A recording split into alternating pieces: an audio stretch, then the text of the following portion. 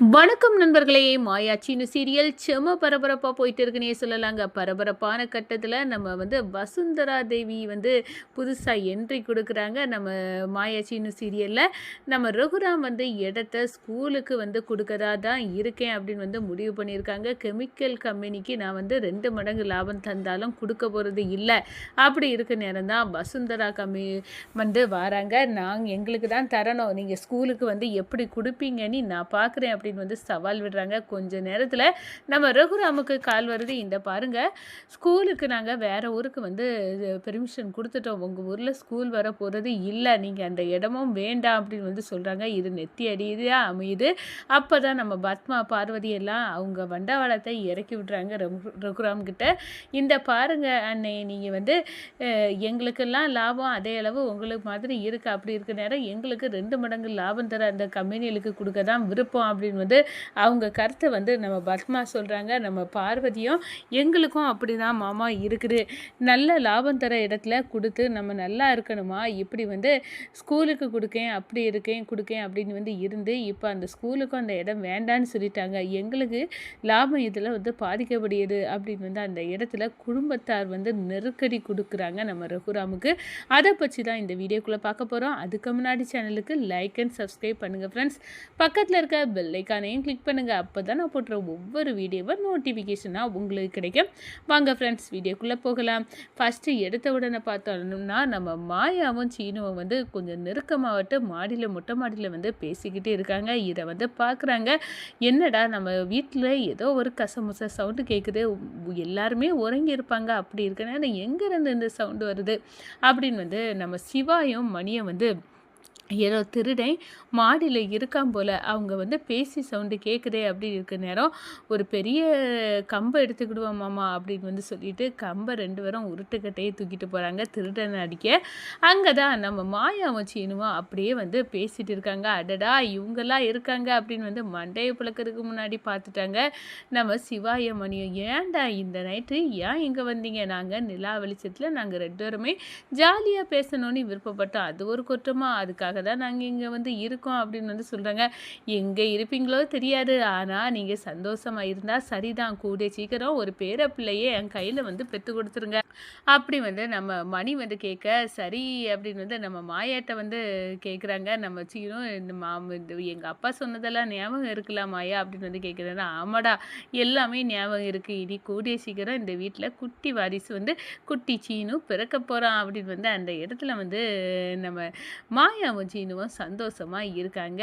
அடுத்ததாக பார்த்தா வீட்டில் பெரிய பூகம்பம் ஒன்று வெடிக்க காவல் இருக்குன்னே சொல்லலாங்க. நம்ம ரகுராம் ஸ்கூலுக்கு தான் அந்த இடத்த கொடுப்பேன், நான் வாய் வார்த்தைக்கு சொல்லலை. ஒரு கூட்டத்தில் நான் ஸ்கூலுக்கு ஹையர் செகண்டரி ஸ்கூல் அந்த இடத்துல வரணும் அப்படின்னு வாக்கு கொடுத்துருந்தேன். இப்போ அதை நிறைவேற்ற கட்டத்தில் இருக்கேன். அந்த கெமிக்கல் கம்பெனிக்காரங்க 2 மடங்கு என்ன 5 மடங்கு லாபம் இருந்தாலும் அது வேண்டாம். அதில் ஏகப்பட்ட வேஸ்டேஜ் வரும், அதெல்லாம் எங்கே கொண்டு வைப்பாங்க? ஆனால் ஸ்கூல் வந்தால் மக்கள் சந்தோஷப்படும். நம்ம லாபம் படையாட்டாலும் பரவாயில்ல, மக்கள் நல்லா இருக்கணும், அதுதான் என்னோட விருப்பம் அப்படின்னு நம்ம ரகுராம் திட்டவட்டமாக முடிவெடுக்கிறாங்க. ஆனால் எப்படியாவது இந்த கெமிக்கல் கம்பெனிக்கு அந்த இடத்த வாங்கியே தீரணும் அப்படின்னு அந்த இடத்துல வசுந்தரா தேவினி ஒரு புதுசாக ஒருத்தங்க என்ட்ரி கொடுக்காங்கன்னே சொல்லலாம்.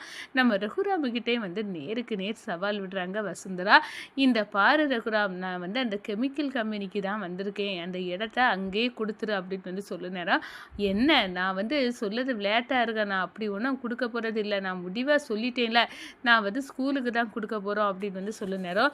இந்த பாரு, நீ எப்படி ஸ்கூலுக்கு கொடுக்க போகிறான்னு நானும் பார்க்க தான்டா இருக்கேன் அப்படின்னு நேருக்கு நேர் நம்ம ரகுராம் கிட்டேயே சவால் விட்டுட்டு போகிறாங்க. கொஞ்ச நேரத்தில் நம்ம ரகுராமுக்கு நெத்தியடியாக ஒரு ஃபோன் கால் வருது. அதை எடுத்து பேசின நம்ம ரகுராம் சாக்காவி நிற்கிறாங்கன்னு சொல்லலாம். இந்த ஸ்கூல் வேற ஊருக்கு பெர்மிஷன் ஆகி போயிடுச்சு, உங்கள் ஊரில் இப்போ ஸ்கூல் வரதா இல்லை, அந்த இடமும் ஸ்கூலுக்கு தேவையில்லை அப்படின்னு ஒரு ஃபோன் கால் அதிர்ச்சி கொடுக்குது. உடனே நம்ம பத்மா, அண்ணே இந்த இடத்த 2 மடங்கு விற்றா எங்களுக்கும் லாபத்தில் பங்குதாரேன்னு சொல்லியிருந்தீங்க, அப்போ எங்களுக்கும் லாபம் அதிகம் கிடச்சிருக்கும்ல, நீங்கள் இப்போ பார்த்தீங்களா ஸ்கூலுக்கு அப்படி இப்படின்னு விட்டு இந்த பொம்பளை கிட்ட சவால் வேற விட்டு இப்போ அந்த பொம்பளை அந்த இடத்த வேண்டாம் அப்படின்னு வசுந்தரா ஸ்கூலுக்கு கொடுக்க விடாமல் பண்ணிட்டா. இப்போ என்ன பண்ணது? இப்போ நம்மளுக்கு தானே நட்டோம் அப்படின்னு அந்த இடத்த இடத்துல சொல்கிறாங்க. இதை கேட்டதும் நம்ம ரகுராம் அப்படி திக்கு முக்காடி நிற்கிறாங்க. அதே கணம் அடுத்த செகண்ட் வந்து நம்ம பார்வதி இதுக்கு தான் காவல் இருந்தது மாதிரி வந்து சொல்லி வெளுத்தெடுக்க ஆரம்பிச்சிட்டாங்க. மாமா எங்களுக்கும் ஈக்குவல் ஷேர் இருக்குது, அப்படி இருக்க நேரம் எப்படி நீங்கள் வந்து இதை ஸ்கூலுக்கு கொடுப்பேன் அப்படின்னு வந்து சொல்லி இப்போ ஸ்கூலுக்கும் வேண்டான்னு சொல்லி அந்த இடத்துல லாபம் கிடைக்காம விடாமல் பண்ணிட்டீங்களே அப்படின்னு வந்து குடும்பத்தில் இருக்க ஒட்டுமொத்த வந்து நம்ம ரகுராமுக்கு வந்து நெருக்கடி கொடுக்க ஆரம்பிச்சிட்டாங்க. இதை பார்த்த உடனே ரகுராம் வந்து இந்த வீட்டில் இருக்கவங்களுக்கெல்லாம் சுயநலம் தான் முக்கியமாக படுது, நம்ம ஊருக்கு உதவணும், நம்ம பரந்த மனசு இந்த வீட்டில் இருக்கவங்களுக்கு ஏன் வந்து ஒழுக்கம் வர மாட்டேங்குது, எல்லாத்துக்கும் வந்து எல்லாரும் வந்து சந்தோஷமா இருந்தால் தான் நம்ம நல்லா இருக்க முடியும் அப்படின்னு உள்ள எண்ணம் இந்த வீட்டில் இருக்கவங்களுக்கு இல்லை. இதுவே இந்த வீட்டுக்கு அழிவு அப்படின்னு வந்து நம்ம ரகுராம் வந்து வெட்ட வெளிச்சமாக வந்து நினைக்கிறாங்க.